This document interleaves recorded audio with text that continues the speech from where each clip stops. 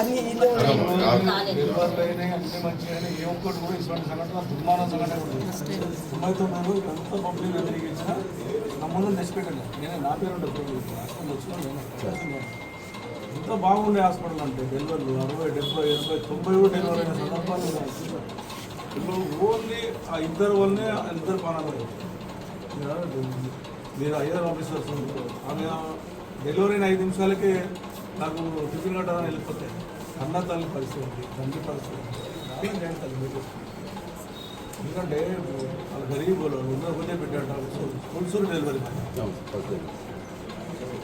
డాక్టర్ల నిరీక్షణ వల్ల అన్యాయంగా బలి చేసుకుంటే కొత్త హాస్పిటల్ మనం వస్తాం. మంచి నమ్మకంతో పెట్టేటువంటి హాస్పిటల్స్ విశ్వాసంతో అందరూ కారణాలు ఆ టైంలో అడ్డమడ్డారు పుట్టొద్దని అందరూ మెప్పించి ఈ హాస్పిటల్ పెట్టిన ఎందుకంటే బాలనగర్ అనేది చాలా స్లమ్ అని చెప్పి తెచ్చి పెట్టినాను.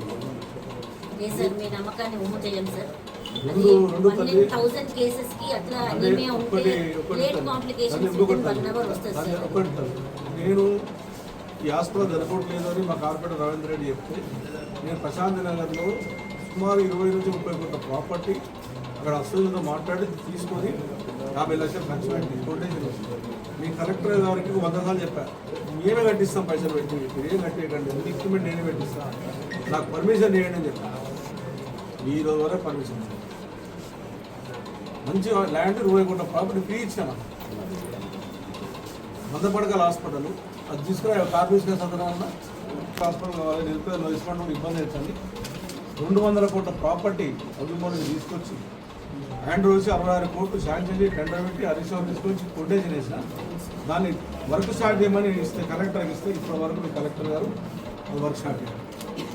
లేదు సార్, నేను డిఎంహెచ్ మేడంతో డిస్కస్ చేసినాం సార్.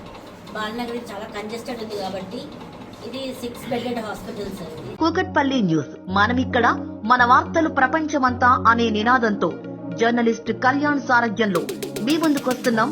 సబ్స్క్రైబ్ చేసుకుని ఆశీర్వదించండి.